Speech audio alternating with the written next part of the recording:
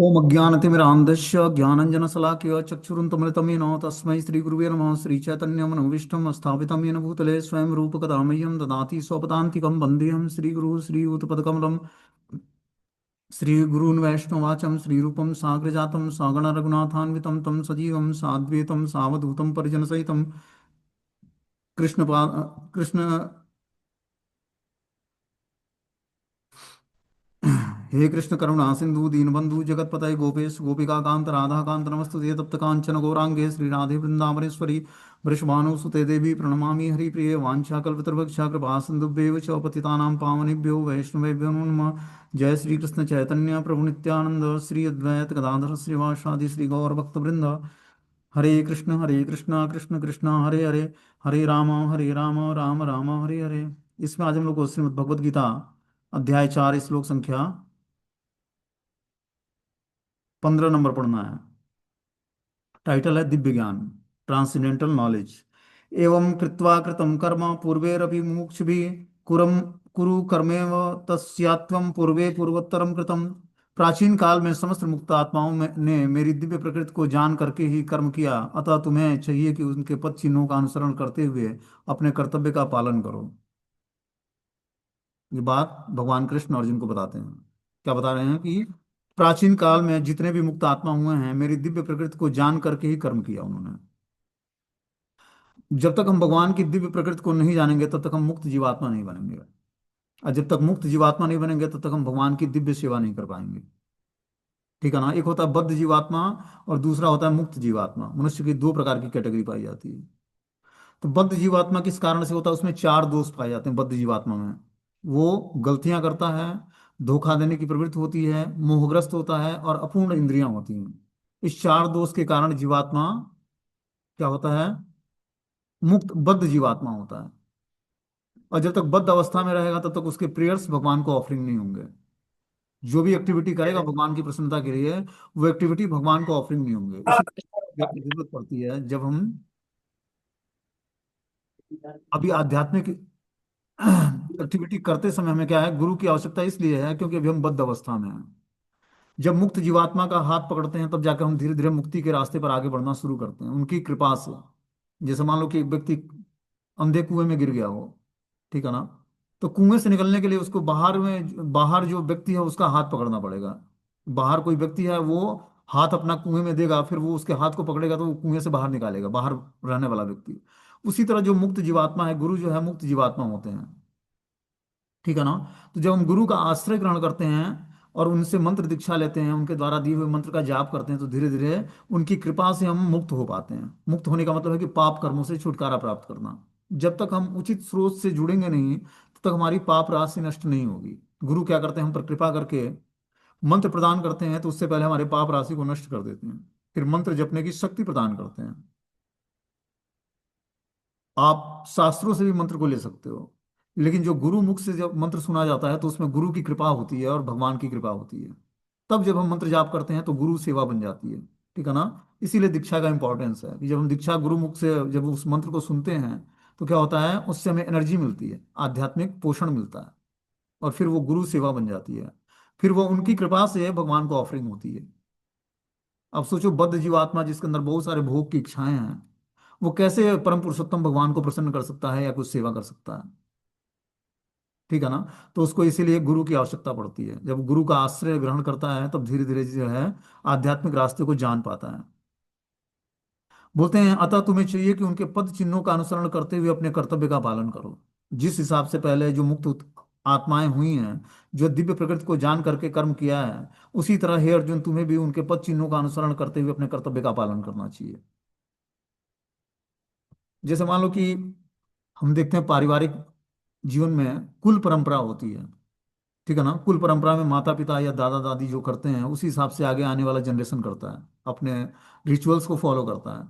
अलग अलग उत्सव या सेलिब्रेशन होता है घर में, तो उस रिचुअल्स को कैसे फॉलो करता है, वो अपने माता पिता से पूछता है कैसे उसको सेलिब्रेट करना चाहिए या क्या क्या उसमें करना चाहिए, तो उस हिसाब से करता है। उसी तरह आध्यात्मिक जीवन में भी जब हम अपने जो श्रेष्ठ और वरिष्ठ लोग हैं उनके पद चिन्हों का अनुसरण करते हैं तो हम अपने कर्तव्य का पालन करते हुए हम धीरे धीरे उन्हीं की तरह मुक्त जीवात्मा बन जाएंगे। बोलते हैं मनुष्य की दो श्रेणियां हैं, कुछ में मनो में दूषित विचार भरे होते हैं और कुछ भौतिक दृष्टि से स्वतंत्र होते हैं। कृष्ण भावनामृत इन दोनों श्रेणी के व्यक्तियों के लिए समान रूप से लाभप्रद है। बता रहे हैं कि दो प्रकार के मनुष्य की कैटेगरी होती है। एक के मनो में दूषित विचार होता है और दूसरा व्यक्ति भौतिक दृष्टि से स्वतंत्र होता है। मतलब वो भौतिक दृष्टि, भौतिक चीजें उसको प्रभावित नहीं करती हैं। तो जिनके मनों में दूषित विचार है उसके लिए भी कृष्ण भावनामृत बहुत ही सर्वोत्कृष्ट और लाभप्रद है। और जो भौतिक दृष्टि से स्वतंत्र है उसके लिए भी लाभप्रद है। जिसके मनों में दूषित विचार भरे होते हैं उन्हें चाहिए कि भक्ति के अनुष्ठानों का पालन करते हुए क्रमिक शुद्धिकरण के लिए कृष्ण भावनामृत को ग्रहण करें। तो देखो, मनों में दूषित विचार होने का क्या कारण है कि अनेक जन्मों के संस्कार हमारे चित्त पे छपे होते हैं, ठीक है ना। जिस जिस योनि में व्यक्ति भ्रमण भ्रमण करते करते और यहाँ तक पहुंचा कि अब उसको भगवान का नाम प्राप्त हो गया, गुरु प्राप्त हो गए और आध्यात्मिक पाथ प्राप्त हो गया, तब उसको क्या करना पड़ेगा? दृढ़ता पूर्वक भगवान के नाम का जप करना पड़ेगा, जिससे मनों में जो दूषित विचार है वो नष्ट हो जाएं। भक्ति के अनुष्ठानों का पालन करते हुए क्रमिक शुद्धिकरण के लिए कृष्ण भावनामृत को ग्रहण करना पड़ेगा। साधना भक्ति के स्टेज पर मन और बुद्धि को क्या करना है? साध करके उसको भगवान की दिव्य सेवा में लगानी होती है। हमने पिछले क्लासों में बताया था कि अपनी इंद्रियों को पहले हमें दिव्य सेवा में भगवान के लगाना पड़ेगा। जैसे हमारी ज्ञान इंद्रियां जो हैं, जब उससे हम दिव्य सेवाएं करेंगे भगवान की, तो धीरे धीरे मन और बुद्धि हमारा पवित्र हो जाएगा। ज्ञान इंद्रियां कौन सी हैं? आंख, नाक, कान, जिह्वा और त्वचा। ये क्या है? इससे हम ज्ञान प्राप्त करते हैं। आंख से सुंदर वस्तु देखते हैं तो भोगने की इच्छा जागृत होती है। कान से किसी वस्तु के बारे में सुनते हैं तो भोगने की इच्छा जागृत होती है। जीवा से स्वाद लेते हैं तो उसको भोगने की इच्छा जागृत होती है। त्वचा से हम सॉफ्ट चीजों को छूते हैं तो उससे भोगने की इच्छा जागृत होती है। ठीक है ना। तो इस प्रकार हमारी ज्ञानेंद्रियां क्या करती हैं? भोग के लिए उत्सुक करती हैं हमें। लेकिन जब उसी ज्ञानेंद्रियों को हम भगवान की दिव्य सेवा में लगाते हैं, आंखों से भगवान के सुंदर स्वरूप का दर्शन करते हैं, शुद्ध भक्तों के दर्शन करते हैं, कान से भगवान की कथाओं को सुनते हैं, जीवा से भगवान का भोग लगा प्रसाद खाते हैं और नाम जप करते हैं, घ्राण इंद्रियों से भगवान को इत्र पुष्प जो भी ऑफरिंग होता है उसको सूंघते हैं, और त्वचा से शिव विग्रहों की सेवा करते हैं, भगवान के शुद्ध भक्तों की सेवा करते हैं, तो इस पांचों ज्ञानेंद्रियों में पवित्रता आ जाती है। इस ज्ञानेंद्रियों के पवित्र होने से मन और बुद्धि हमारा पवित्र हो जाता है। और मन और बुद्धि के पवित्र होने से हमारा जो वास्तविक स्वरूप है कि हम भगवान कृष्ण के नित्य दास हैं। ठीक है ना।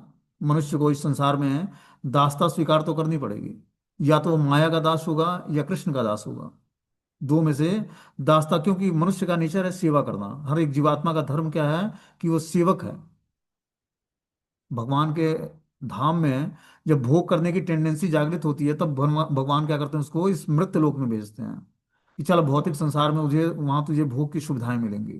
तो यहाँ पर भगवान सारी भोग की फैसिलिटी देते हैं, धन देते हैं, स्त्री को पुरुष, पुरुष को स्त्री, सब कुछ मिलता है यहाँ पर भोगने के लिए। अच्छा भोजन, अच्छा कपड़ा, अच्छा मकान और भोग्य वस्तु, हर प्रकार की भोग्य वस्तु मिलती है यहाँ पर। और जीवात्मा भोगते भोगते क्या होता है? या तो भोग करके उसको उससे निवृत्त हो जाता है या भोग करने की टेंडेंसी और बढ़ती जाती है।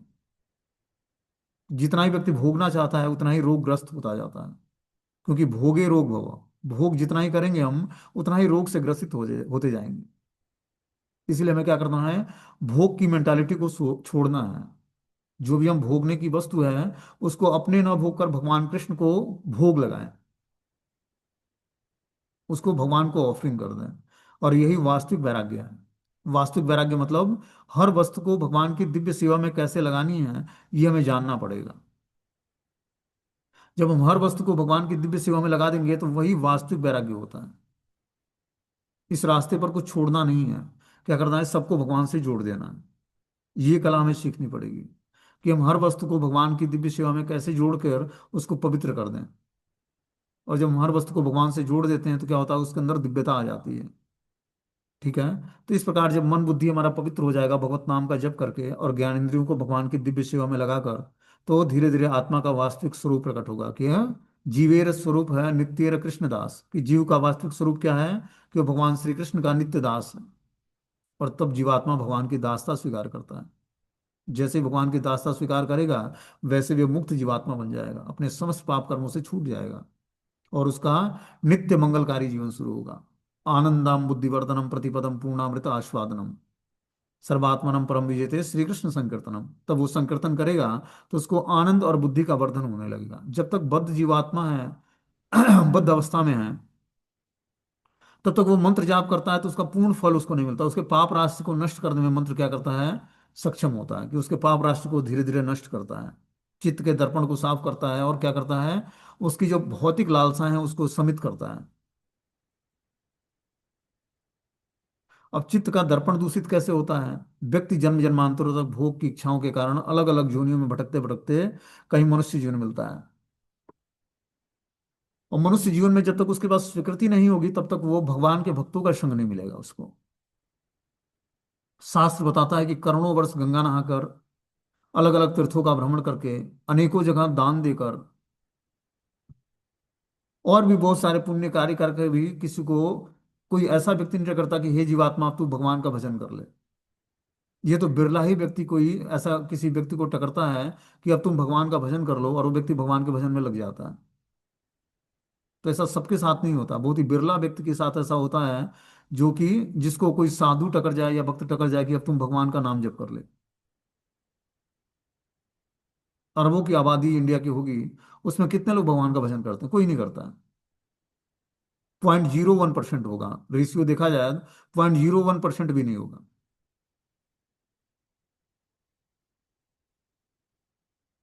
तो कैसे बताते हैं भगवान की, बहुनाम जन्म नामन्ते ज्ञानवान वा प्रपद्यते वासुदेव सर्वइति स महात्मा सुदुर्लभम।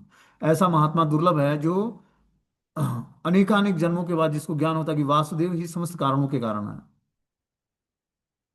ऐसा व्यक्ति बिरला मिलता है कोई। भगवान की भक्ति में एक साथ हजारों व्यक्ति आता है, उन हजारों में से कोई कुछ लोग ही सिद्धि के लिए प्रयास करते हैं। उस प्रयास करने वालों में से कोई एक आध व्यक्ति सिद्ध होता है। उस एक आध जो व्यक्ति सिद्ध होता है, उस तरह के 100 सैकड़ों भक्तों में से कोई एक वास्तव में सिद्धि प्राप्त करता है, भगवत धाम को प्राप्त करता है। इतना आध्यात्मिक रास्ता बहुत ही सकरा होता जाता है। जैसे जैसे आप आध्यात्मिक जीवन में आगे बढ़ोगे, बहुत सारे ऑब्स्टिकल्स आएंगे, चुनौतियां आएंगी, उसको स्वीकार करके हमें उससे युद्ध करके उसको परास्त करके आगे बढ़ना होगा। ये भक्तिमय जीवन क्या है, एक युद्ध क्षेत्र है। माया के अगेंस्ट हमने युद्ध छेड़ दिया। मंत्र जो है, मंत्र जाप करना इतना आसान नहीं है। बहुत सारे इसमें जीवन में चैलेंजेस आएंगे, आपके जीवन में उतार चढ़ाव आएगा, और आपको लगेगा कि यह है, मंत्र जाप करने में हम ढीलापन बरत देते हैं। लेकिन जैसे जैसे हम ढीले होंगे वैसे माया का प्रकोप बढ़ता जाएगा। इसीलिए always remember Krishna, never forget Krishna, ये स्थिति प्राप्त करनी है कि हमेशा मैं कृष्ण को याद रखूं और कृष्ण को कभी ना भूलूं। ये स्थिति तभी प्राप्त होगी जब हम अपने समस्त पाप कर्मों से छुटकारा प्राप्त कर लेंगे। समस्त पाप कर्मों से छुटकारा प्राप्त करने के लिए हमें आध्यात्मिक गुरु की शरण ग्रहण करके और उनके माध्यम से मंत्र जाप करना पड़ेगा।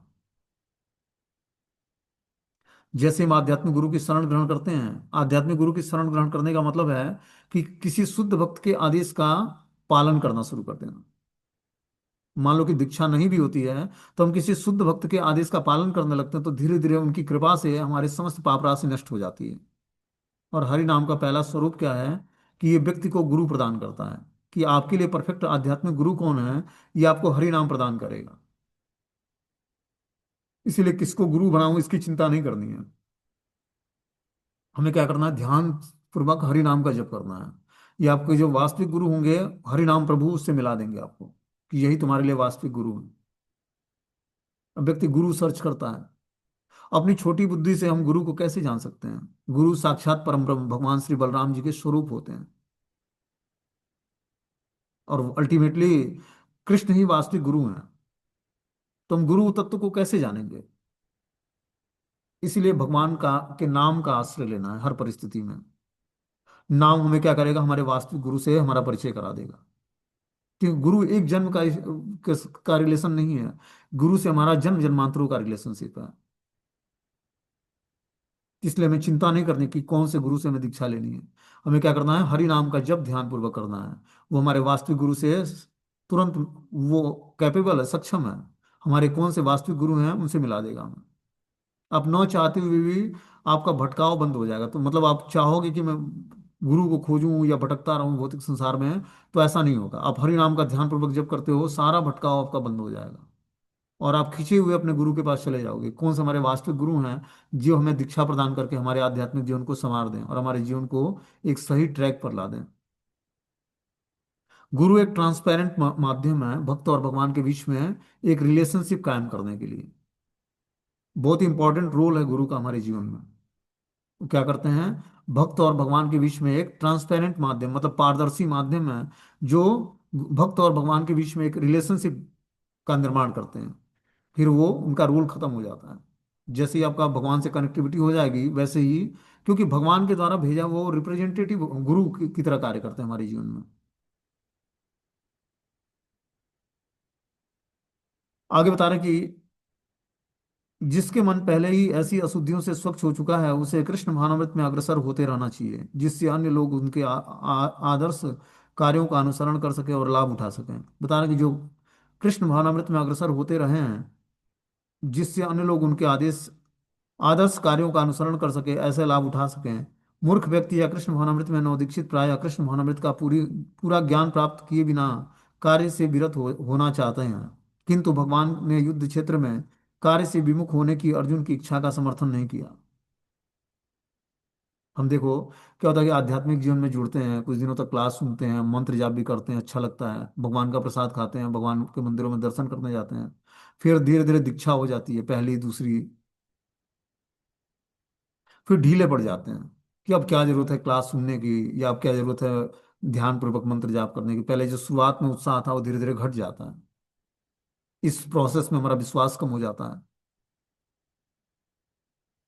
तो कुछ कारण है कि हमारे अंदर अभी तमोगुण के लक्षण है। मोस्ट इंपॉर्टेंट कारण यही है कि हमारे अंदर तामसिक लक्षण है। इस कारण से हम मंत्र जाप में या क्लासों को सुनने में या भगवत गीता भागवतम को पढ़ने में समझने में हम ढीले पड़ जाते हैं। दूसरा कारण है गुरु या वैष्णव के प्रति अपराध करना। इसके कारण हम भक्ति में ढीले पड़ जाते हैं। तो इस दो कारणों से हमें क्या करना चाहिए, बचना चाहिए। पहला है तमोगुण के लक्षणों से ऊपर उठना। जो व्यक्ति मानसिक धरातल पर होता है, मन की सुनता है, वो आध्यात्मिक जीवन में प्रोग्रेस नहीं कर सकता है। आध्यात्मिक जीवन में प्रोग्रेस करने के लिए हमें आत्मा के स्तर पर उठना पड़ेगा। आत्मा के स्तर पर उठने के लिए हमें क्या करना पड़ेगा, हमें सुबह उठकर मंत्र मेडिटेशन ध्यान पूर्वक करना पड़ेगा। जब हम आत्म स्तर को प्राप्त कर लेंगे, आत्म साक्षात्कार की स्थिति प्राप्त कर लेंगे, तो हमें कभी भक्ति में डेविएशन नहीं होगा हमारे। ठीक है। तो हमें क्या करना भाई चाहिए, साधु संग में भजन क्रिया करनी चाहिए शुरुआत में। साधु संग मतलब भक्तों के संग में जब हम भजन क्रिया करेंगे, तो धीरे धीरे हमारी समस्त अनर्थ निवृत्ति हो जाएगी। अनर्थ निवृत्ति होते ही हमारे अंदर निष्ठा का लेवल आ जाएगा। निष्ठा मतलब हम दृढ़ता पूर्वक भगवान की भक्ति में जुड़ जाएंगे। फिर धीरे धीरे नाम में रुचि आने लगेगी, टेस्ट आने लगेगा। फिर हम नाम से, हरि नाम से आसक्त हो जाएंगे। आसक्त होते ही हम 24 घंटे निरंतर भगवान कृष्ण का स्मरण कर पाएंगे, और फिर जीवात्मा के अंदर कोई पाप करने का टेंडेंसी नहीं बचता है। उसके अंदर नेचर होगा ही नहीं कि वो पाप करेगा, क्योंकि हरि नाम उसको पूर्ण रूपेण प्रोटेक्ट कर देता है। जैसे मान लो कि कोई, एज ए भौतिक एग्जाम्पल से हम समझने का प्रयास करेंगे, कोई स्त्री जो है किसी पुरुष से आसक्त हो जाती है, तो निरंतर उसका 24 घंटे उसका चिंतन होता है, जैसे गोपियों का था। गोपियों के घर में गाय बछड़े सब थे, अपने पति थे, बच्चे थे, माता पिता थे, सबकी सेवा करते, सास ससुर की सेवा करते हुए आसक्ति किससे थी, कृष्ण से थी। तो घर में कार्य करते हुए भी चिंतन किसका लगा होता है कि कब शाम होगा, कब रात्रि होगी, और हम लोग जो है, कृष्ण जो है बांसुरी बजाएंगे, और हम लोग यमुना पुलिन पर भगवान से मिलने जाएंगे और रास नृत्य करेंगे भगवान के साथ। तो अपने घर में रहते हुए समस्त कार्य बहुत ही अच्छे तरीके से करते, परफेक्शन के साथ, कि किसी को भान ना हो कि हम लोग क्या सोच रहे हैं और क्या कर रहे हैं। उसी प्रकार हमें अपनी चेतना को डेवलप करना है। हमें अब जो प्रेस्क्राइब ड्यूटी भगवान के द्वारा और अपने कर्मों के द्वारा मिली है, उस कर्मों को बहुत ही अच्छे तरीके से करना पड़ेगा, तब हम अपने कर्मों के परिणाम से छूट पाएंगे। ये पारिवारिक जो बगीचा मिला हमें, माता पिता भाई बहन दोस्त मित्र पति पत्नी, ये क्या है, हमारे पूर्व जन्म के कर्मों के अनुसार हमें एक आश्रम में रख दिया गया कि चलो भाई गृहस्थ आश्रम है, इसमें ये सारी फैसिलिटी हमें दी गई है। इसके साथ साथ हमें बहुत सारी फैसिलिटी, भोजन करने की, कपड़े पहनने की, मार्केटिंग करने की, ठीक है ना, और भी बहुत जो भी आवश्यकता है सब करने की, साथ साथ करने की हमें फैसिलिटी मिलती है। लेकिन आध्यात्मिक एक्टिविटी करने की फैसिलिटी सबको एक साथ नहीं मिलती है। सबका भक्ति का स्टैंडर्ड अलग अलग होता है। चाहे वो पति पत्नी हो, माता पिता हो, बच्चे हों, सबका भक्ति का अपना अपना अलग अलग स्टैंडर्ड है। इसलिए घर में हमें एक दूसरे का जूठन नहीं खाना चाहिए। एक दूसरे का यूज किया हुआ साबुन और ये सारी चीजें हमें यूज नहीं करनी चाहिए। बहुत सारी चीजें हैं जो आपस में हम एक दूसरे को शेयर करते हैं घर में, तो उन चीजों को हमें शेयर करने से बचना चाहिए पारिवारिक जीवन में। खासकर जूठन खाने से, अपने जूठन ना तो बच्चों को खिलाएं, ना तो बच्चों का जूठन खुद खाना चाहिए। और जो आप आध्यात्मिक प्रोग्रेस करना चाहते हो तो इन सब चीजों से परहेज करना पड़ेगा। ये हमें जानना पड़ेगा कि जो भी हमें इस पारिवारिक जीवन में जो भी मिले हैं, बच्चे मिले हैं या पति पत्नी मिला है या माता पिता मिले हैं, ये हमारे कर्मों के परिणाम के कारण मिले हैं। ये बहुत ही कठोर शब्द हैं, लेकिन इसको फॉलो करना पड़ेगा। ये जानते हुए कि हम एक इंडिविजुअल जीवात्मा हैं और हम भगवान के दास हैं।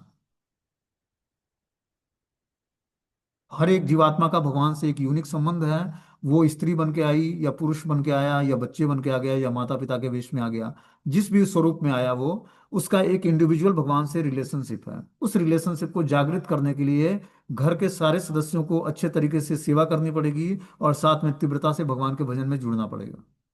तब हम धीरे धीरे अपने कर्मों के परिणाम से छूट पाएंगे और फिर एक नया मंगलकारी जीवन शुरू होगा हमारा। ठीक है ना। ऐसा नहीं कि हम पारिवारिक जीवन में आसक्त हो जाते हैं कि चलो पूरा परिवार हमारा भक्त है जी। पूरा परिवार भक्त होने के बाद भी आपका एक यूनिक संबंध है भगवान से। उस संबंध को हमें जागृत, यहाँ पर पति पत्नी माता पिता का कोई रिलेशनशिप नहीं काम करेगा आध्यात्मिक जीवन में। हर एक जीवात्मा सेल्फ डिपेंडेंट भगवान के साथ उसका अपना संबंध जागृत करना है उसको। उसी संबंध को जागृत करके वो भगवान के धाम जाएगा। आसक्ति किस कारण से होती है? सेवा करने के कारण। इसीलिए सबका उद्देश्य क्या होना चाहिए कि भगवान की सेवा करनी है। जब हमारा जीवन का उद्देश्य भगवान को प्रसन्न करना और भगवान की सेवा होगी, तब हम आसक्त नहीं होंगे एक दूसरे के साथ। और आसक्ति ही बंधन का कारण है। पारिवारिक जीवन में इसीलिए जल्दी व्यक्ति का शुद्धिकरण नहीं होता है। वो आसक्त होता है माता पिता से, भाई बहन से। अरे भक्त नहीं हुए तो क्या, वो हमारे माता पिता हैं, भाई बहन हैं, पति पत्नी हैं। तो ऐसे संबंधों के बीच में हम भगवान से संबंध कैसे जागृत कर पाएंगे? जो हमारा संबंध बिछड़ गया भगवान से, कि हम भगवान के नित्य दास थे, भौतिक संसार में आकर हम भौतिक रिलेशनशिप में अपनी चेतना को फंसा लिया हमने। तो ऐसे सिचुएशंस में हम उससे बाहर कैसे निकलेंगे? तो क्या होगा कि इन आसक्ति, ये आसक्ति किस कारण से है? हमारे कर्मों के कारण हम आसक्त हो जाते हैं पारिवारिक जीवन में। उन्हीं आसक्तियों को खत्म करने के लिए दृढ़ता से भगवान के नाम की सेवा में जुड़नी पड़ेगी। और सबकी सेवा बहुत ही दृढ़ता पूर्वक करनी पड़ेगी, लेकिन आसक्ति किसी से नहीं पालनी पड़ेगी। तब जाकर हम धीरे धीरे अपने कर्मों के परिणाम से छूट पाएंगे। बोलते हैं भगवान ने युद्ध क्षेत्र के कार्य से विमुख होने की अर्जुन की इच्छा का समर्थन नहीं किया। आवश्यकता इस बात की थी कि यह जाना जाए कि किस तरह कर्म किया जाए। कृष्ण भावनामृत के कार्यों से विमुख होकर एकांत में बैठकर कृष्ण भावनामृत का प्रदर्शन करना कृष्ण के लिए कार्य में रत होने की अपेक्षा कम महत्वपूर्ण है। हम अपनी प्रेस्क्राइब ड्यूटी को छोड़कर अब सोचे कि दिन भर हम माला जपेंगे, तो ये भी संभव नहीं है। ठीक है ना। जैसे मान लो कि कोई व्यक्ति के ऊपर रिस्पॉन्सिबिलिटी है कि बच्चों का टेक केयर करना है, घर में भोजन बनाना है, ऑफिस कार्यालय में जाकर जॉब करना है, धन भी कमाना है, भगवान की भक्ति भी करनी है। तो सारे कार्यों को हमें बहुत ही स्मार्टनेस के साथ करना पड़ेगा। ऐसा नहीं कि अब हम धन नहीं कमाएंगे जी, बच्चों का परवरिश नहीं करेंगे, ऐसा नहीं है। हमारे मनुष्य जीवन में दो धर्म है, एक है शारीरिक धर्म, एक है आध्यात्मिक धर्म। शारीरिक धर्म में हमें बच्चों का पालन पोषण करना है, माता पिता की सेवा करनी है, दोस्त मित्र समाज राष्ट्र सबको लेकर चलना है। और दूसरी तरफ हमारा आध्यात्मिक धर्म है। आध्यात्मिक धर्म क्या है? आत्मा को भाने वाली वस्तु की सेवा करना। तो आत्मा को भाने वाली वस्तु क्या है? भगवान की सेवा और भगवान की तदीय वस्तु की सेवा।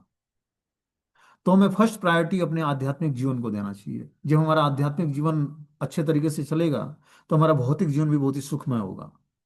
जब हम आध्यात्मिक जीवन में रुग्ण अवस्था में रहेंगे, तो हमारा भौतिक जीवन भी सुखमय नहीं होगा। इसीलिए हमें फर्स्ट प्रायोरिटी सुबह उठने के साथ ही पृथ्वी माता को प्रणाम करना चाहिए। उसके बाद हमें स्नान करके तिलक धारण करना चाहिए, आचमन करना चाहिए और भगवान के नाम का जप करना चाहिए, मंगला आरती करनी चाहिए। भगवान को प्रणाम करना चाहिए। तब जाकर हमारा एक नया और मंगलकारी जीवन शुरू होगा। जब हम सुबह उठकर अपने गुरु तत्व को प्रणाम करेंगे, भगवान को प्रणाम करेंगे, तो हमारा क्या होगा, एक नया मंगलकारी जीवन शुरू होगा। और जैसे जैसे व्यक्ति यह सतोगुण की वृत्ति धारण करेगा, वैसे वैसे उसका आध्यात्मिक जीवन में प्रोग्रेस होगा। कृपा की पहली किस्त क्या होती है, व्यक्ति निडर बन जाता है भौतिक संसार में, उसको डर नहीं लगता है कि मेरा क्या होगा, आगे संसार क्या बोलेगा। जैसे शुरुआत में हमें माला करते हुए, माला लेकर बाहर निकलते हुए शर्म लगती है लोगों को कि झोली माला लेकर कैसे हम निकलेंगे बाहर, मार्केट में जाना हो या कहीं रोड पे भी चलना हो तो माला जब करते हुए कैसे जाएंगे, क्योंकि अलग ही दिखेंगे। तो इस शर्म को समाप्त करके हमें क्या करना पड़ेगा, जहां भी टाइम मिले हमें महामंत्र का जाप करना पड़ेगा। शुरुआत में हमें उतना हमारे पास टाइम नहीं होता है, तो हमें क्या करना चाहिए, बस प्लेन घर मार्केट जहां भी टाइम मिले हमें जप करना चाहिए। धीरे धीरे वो चांसेस हमारे जीवन में आएंगे जिससे हम और अच्छे तरीके से जाप करने में परफेक्शन ला पाएंगे। ऐसा नहीं कि हमारे पास टाइम नहीं है जी, हम कैसे माला करें। तो जिस भी परिस्थिति में भगवान ने रखा है उस परिस्थिति में हम भगवान का स्मरण करेंगे, तो भगवान हमारे जीवन में इंटरफेयर करके हमारी सिचुएशंस को ठीक कर देंगे। ये होता है भगवान का आश्रय लेना, कि हर परिस्थिति में भगवान ने बोला अर्जुन को कि कृष्ण भवनामृत के कार्यों से विमुख होकर एकांत में बैठकर कृष्ण भवनामृत का प्रदर्शन करना, कृष्ण के लिए कार्य करना, करने में रत होने की अपेक्षा कम महत्वपूर्ण है। कि तुम एकांत स्थान में बैठकर कृष्ण भवनामृत का अनुशीलन करो, ये तुम्हारे जैसे योद्धा के लिए उचित नहीं है। तो ये गीता का ज्ञान आखिर भगवान ने हमें क्यों सुनाया, अर्जुन के माध्यम से। हर व्यक्ति रण क्षेत्र में युद्ध के लिए तैयार है। ये जो प्लेटफॉर्म मिला है हमें गृहस्थ आश्रम, ठीक है ना, ये क्या है कि युद्ध क्षेत्र है। यहाँ पर 24 घंटे चैलेंजेज है कि एक तरफ भगवान की भक्ति से विमुख होना है और दूसरी तरफ भगवान की भक्ति है। अब भगवान ने फ्री विल दिया है, स्वतंत्रता दिया है हमें कि हम किन चीजों को स्वीकार करना चाहते हैं, भगवान की भक्ति या माया। तो हर परिस्थिति में अगर जो हम कृष्ण की शरण ग्रहण करेंगे, भगवान का नाम जप करेंगे, भगवान की शरण ग्रहण करेंगे, तो हमारा हर एक परिस्थिति जो है अनुकूल हो जाए, फेवरेबल हो जाएगा।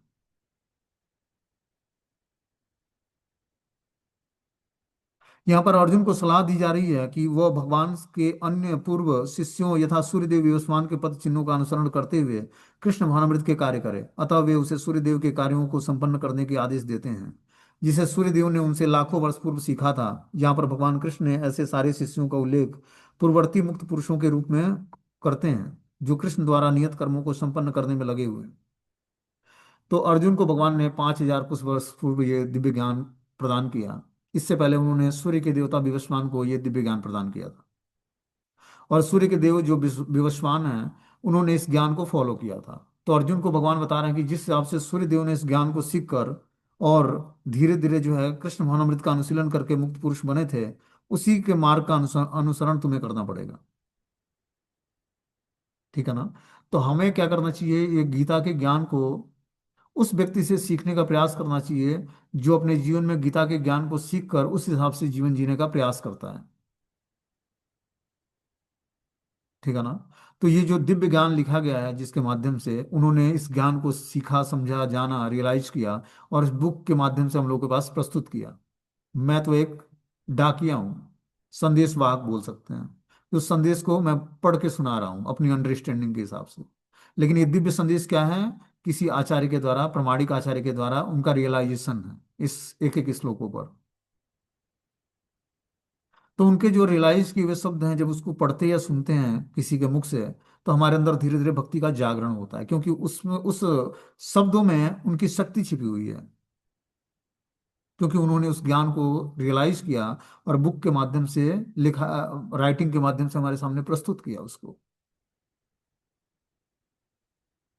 तो इस प्रकार हमें इस दिव्य ज्ञान को सीखना चाहिए। यही यहाँ पर मेथड बता रहे हैं भगवान, कि तुम्हें अपने नियत कर्मों को संपन्न करने के लिए पूर्ववर्ती मुक्त पुरुषों के रूप में जो आदर्श प्रस्तुत किया गया है उस आदर्श का पालन करना है हमें।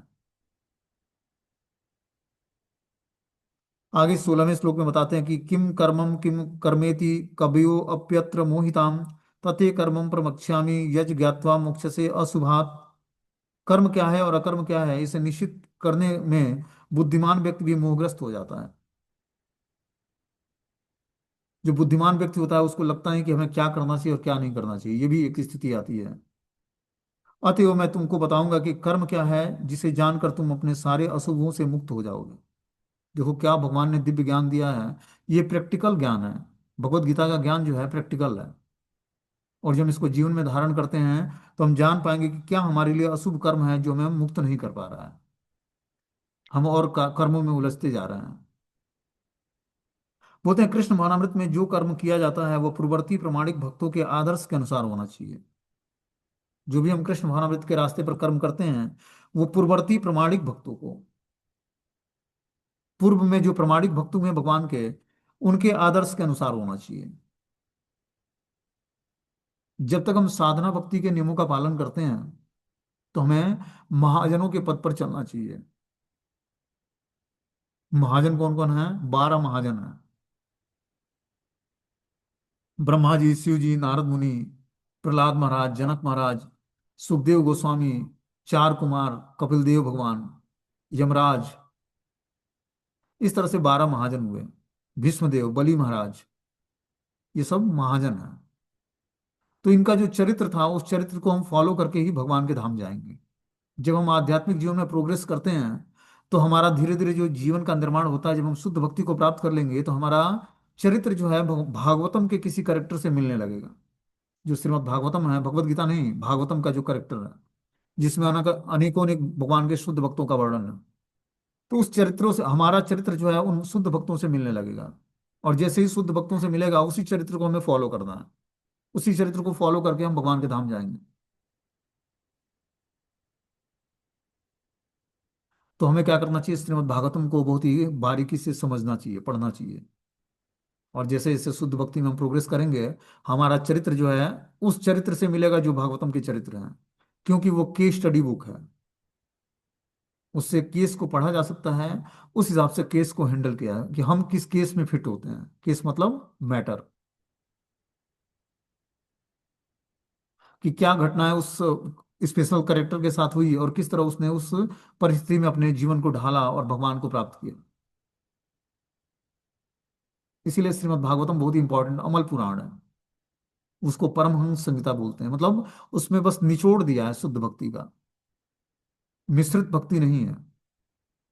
व्यास देव ने 17 ग्रंथों की रचना कर दी, बहुत सारे उपनिषद लिख दिए, फिर भी दुखी थे।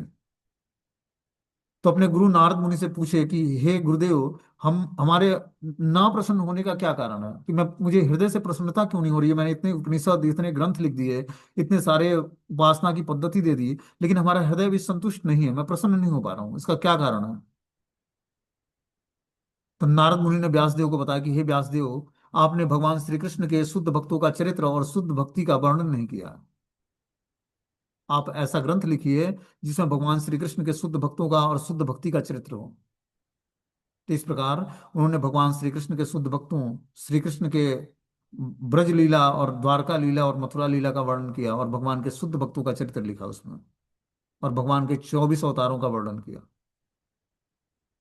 शुद्ध भक्ति का वर्णन किया श्रीमद् भागवतम में। तो इसलिए हमें क्या करना चाहिए? श्रीमद् भागवतम और भगवत गीता को अपने जीवन का अंग बनाना है। उस हिसाब से हमें अपने जीवन को ढालना है। बोलते हैं कि अब मैं तुम्हें बताऊंगा कि कर्म क्या है जिसे जानकर तुम अपने सारे अशुभों से मुक्त हो पाओगे। कृष्ण भावनामृत में जो कर्म किया जाता है वो पूर्ववर्ती प्रमाणिक भक्तों के आदर्श के अनुसार होना चाहिए, इसका निर्देश 15वें श्लोक में किया गया है। ऐसे कर्म स्वतंत्र क्यों नहीं होना चाहिए, इसकी व्याख्या अगले श्लोक में की जाएगी कि हम जो कृष्ण भावनामृत में कर्म करते हैं वो स्वतंत्र रूप से क्यों नहीं कर सकते हैं। इसका अगले श्लोक में व्याख्या की जाएगी। बता रहे हैं कि कृष्ण भावनामृत में कर्म करने के लिए मनुष्य को उन प्रमाणिक पुरुषों के नेतृत्व में अनुगमन करना होता है। कि किसी प्रमाणिक भक्त के अंडर गाइडेंस में रहकर जब हम भक्ति करेंगे तब हम धीरे धीरे कृष्ण भावनामृत के कर्म को जान पाएंगे। जो गुरु शिष्य परंपरा में हो, जैसा कि इस अध्याय के प्रारंभ में कहा गया है। कृष्ण भावनामृत पद्धति का उपदेश सर्वप्रथम सूर्य देव को दिया गया, जिन्होंने इसे अपने पुत्र मनु को दिया। मनु ने अपने पुत्र इक्ष्वाकु को प्रदान किया। यह पद्धति तब से इस पृथ्वी पर चली आ रही थी कि भगवान ने करोड़ों वर्ष पूर्व ये ज्ञान सूर्य देव के पोस्ट पर बैठे विवस्वान मुनि को यह ज्ञान दिया। फिर उन्होंने वो ज्ञान मनु को दिया, मनु ने इक्ष्वाकु को दिया। इस प्रकार ये पद्धति पृथ्वी पर चली आ रही थी, परंपरा। अतः परंपरा के पूर्ववर्ती अधिकारियों के पद चिन्हों का अनुसरण करना चाहिए, अन्यथा बुद्धिमान से बुद्धिमान मनुष्य भी कृष्ण महामृत के आदर्श कर्म के विषय में मोहग्रस्त हो जाता है। इसलिए भगवान ने स्वयं ही अर्जुन को कृष्ण भावनामृत का उपदेश देने का निश्चय किया। अर्जुन को साक्षात भगवान ने शिक्षा दी थी, अतः जो भी अर्जुन के पद चिन्हों पर चलेगा वो कभी मोहग्रस्त नहीं होगा। हमने बताया चार लक्षण जो है बद्ध जीव के होते हैं। वो गलतियां करता है, धोखा देता है, अपूर्ण इंद्रियां होती है और मोहग्रस्त होता है। तो जब हम कृष्ण भावनामृत का अनुशीलन अर्जुन के पद चिन्हों पर चलकर करेंगे तो हम मोहग्रस्त नहीं होंगे। कहा जाता है कि अपूर्ण प्रायोगिक ज्ञान के द्वारा धर्म पथ का निर्णय नहीं किया जा सकता। कि कुछ हम अपने मन से कुछ प्रायोगिक ज्ञान सीख लें, उसका प्रयोग करने लगे, इस ज्ञान को सीख कर उसका प्रयोग करने लगे अपने मन से, तब हम धर्म पथ का पर चलने का निर्णय नहीं ले पाएंगे। वस्तुतः धर्म को केवल भगवान ही निश्चय करते हैं कि वास्तविक धर्म क्या है। धर्मम तो साक्षात भगवत प्रणीतम। अपूर्ण चिंतन द्वारा कोई किसी धार्मिक सिद्धांत का निर्माण नहीं कर सकता। मनुष्य को चाहिए कि ब्रह्मा, शिव, नारद, मनु, चारों कुमार, कपिल, प्रहलाद, भीष्म, सुखदेव गोस्वामी, यमराज, जनक और बलि महाराज जैसे महाजन अधिकारी के पद चिन्हों का अनुसरण करे। साधना भक्ति के स्टेज पर हमने बताया कि जो 12 महाजन हैं, ब्रह्मा, शिव, नारद, मनु, चारों कुमार, कपिल देव, प्रहलाद महाराज, भीष्म, सुखदेव गोस्वामी, यमराज, जनक और बलि महाराज, इनके पद चिन्हों का अनुसरण करते हुए इस रास्ते पर चलना है। धर्म या आत्म साक्षात्कार क्या है? अतः भगवान अपने भक्तों पर आहितकी की कृपा व स्वयं अर्जुन को बता रहे हैं कि कर्म क्या है, अकर्म क्या है, और केवल कृष्ण भावनामृत में किया गया कर्म ही मनुष्य को भवबंधन से उबार सकता है। तो अब अगले क्लास में हम लोग सुनेंगे कि भगवान कर्म क्या बता रहे हैं, कि अकर्म कर्म क्या है, अकर्म क्या है, और कृष्ण भावना भावित कर्म क्या है, और कौन से कर्म करके हम धीरे धीरे मुक्त जीवात्मा बनेंगे और भगवान को जान पाएंगे तत्व से। इसको सुनने के लिए हमें अगले क्लास में उपस्थित होना पड़ेगा। ठीक है, हरे कृष्णा। तो ये मीटिंग